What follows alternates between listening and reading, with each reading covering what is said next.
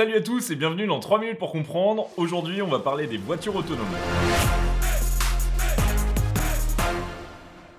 Alors avant d'expliquer comment ça marche, on va parler des différents niveaux d'autonomie d'une voiture. On peut différencier en gros 4 niveaux. Le premier niveau, il compte pas, c'est le niveau 0 où il n'y a pas du tout d'autonomie. Le niveau 1, c'est le niveau qui est complètement commercialisé en ce moment, c'est-à-dire qu'il y a des correcteurs de trajectoire ou un régulateur de vitesse qui se mettent en place dans la voiture. Le niveau 2, il commence à autonomiser un petit peu la voiture. C'est-à-dire qu'il va utiliser au moins 2 fonctions automatiques en même temps, comme la régulation de vitesse et le maintien dans une voie. Il y a pas mal de voitures qui sont déjà commercialisées avec ce niveau d'autonomie. Le niveau 3, c'est celui dont on entend le plus parler en ce moment parce que Tesla, Google, les constructeurs automobiles font vraiment beaucoup de bruit à ce propos. En fait, c'est de la conduite presque autonome. Le conducteur doit être vigilant et doit toujours avoir les mains sur le volant. Mais la voiture est capable de se déplacer toute seule dans un environnement urbain. Le niveau 4, en fait, la voiture elle est complètement autonome. C'est un peu comme K2000 pour ceux qui s'en souviennent. On peut juste lui dire de venir et elle va arriver. En fait, on n'a même plus besoin de volant ni de pédale dans ces voitures-là. Et Google a réussi à atteindre ce niveau en 2014. En fait, le niveau 4, il a été atteint grâce aux multitudes de données que les voitures du niveau 3 ont pu accumuler au fil du temps. Les voitures niveau 3 de Google, elles ont accumulé 1,2 million de kilomètres de données qu'elles ont pu passer au niveau 4 pour les utiliser. Et alors ces données-là, comment est-ce qu'on fait pour les récupérer ? Les voitures autonomes, elles sont bardées de capteurs. Il y en a plein partout. On va expliquer un peu ce que c'est ces capteurs. Il y en a 5 catégories. La première catégorie, elle est facile, elle est hyper utilisée, c'est les capteurs ultrasons. Vous le connaissez déjà sûrement, le fameux bip bip quand vous reculez et que vous allez vous prendre un mur. En gros, c'est ça. Ça a été copié sur les chauves-souris qui envoient des ultrasons pour savoir à quelle distance elles sont des obstacles. Et donc ces capteurs-là, ils sont capables de dire s'il y a un obstacle à moins de 2 mètres. Mais c'est à peu près tout. En moyenne, on en a 12 dans une voiture autonome. Le deuxième type de capteur est plus complexe, c'est les caméras. Les caméras, elles sont capables de voir les couleurs des feux, elles sont capables de lire des panneaux de signalisation et elles sont souvent capables de repérer des obstacles du style des piétons. Bon, faut pas trop le dire, mais pour l'instant, les caméras, elles sont capables de reconnaître des piétons seulement à 95% des cas. Mais heureusement, elles sont aidées par d'autres capteurs. Il y en a, c'est les radars. Le radar, en dehors du machin qui vous flash sur la route, c'est aussi un système que les bateaux utilisent énormément. C'est des ondes électromagnétiques qui sont capables de détecter des obstacles à distance plus longue que les ultrasons. Et par tout temps.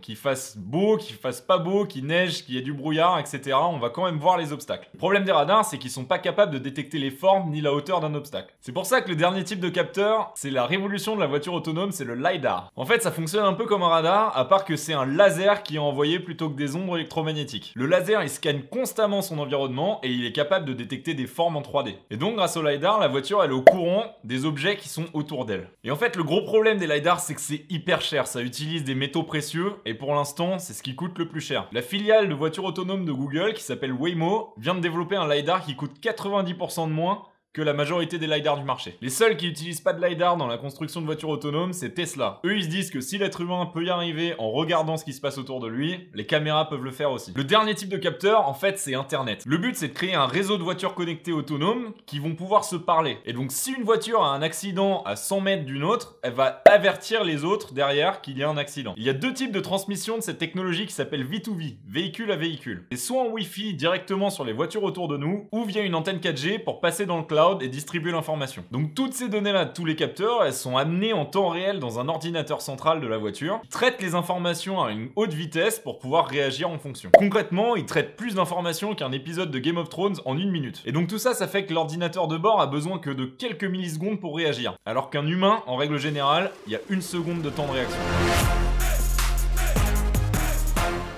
Bon alors concrètement, à quoi ça sert les voitures autonomes? Parce que c'est bien sympa, mais est-ce qu'il y a une utilité? La première grosse utilité, c'est la fluidification du trafic. En fait, les bouchons en accordéon, c'est du fait que les humains freinent quand ils pensent qu'il y a un danger. Et le freinage, ça se répercute de plus en plus jusqu'à ce qu'il y ait un arrêt total. Les voitures autonomes, elles sont capables de parler entre elles quand elles ont besoin de dépasser ou de changer de voie. Donc celle de derrière, elle va pas freiner, elle va juste laisser passer. En fait, la voiture, elle a plus d'angle mort.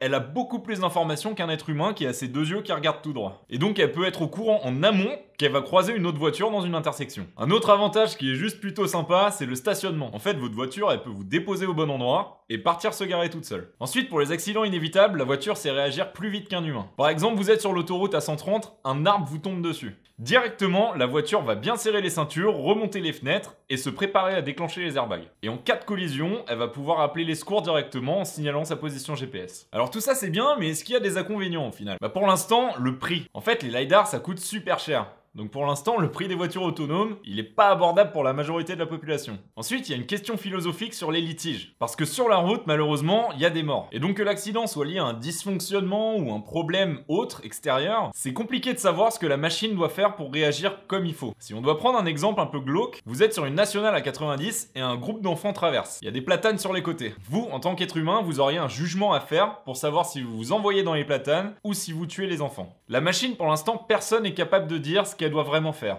En gros, c'est une décision qui est tragique des deux côtés, mais le problème, c'est de savoir quel côté choisir. Et une fois qu'il y a eu cette décision-là, et que la tragédie a eu lieu, il faut savoir qui en est le responsable. Et c'est là que tout se complique. Bon, ça fait beaucoup d'informations, on a sûrement dépassé les 3 minutes, mais j'espère que vous avez bien compris ce que c'est qu'une voiture autonome. Si vous avez bien aimé la vidéo, n'hésitez pas à liker et vous abonner à la chaîne. A plus.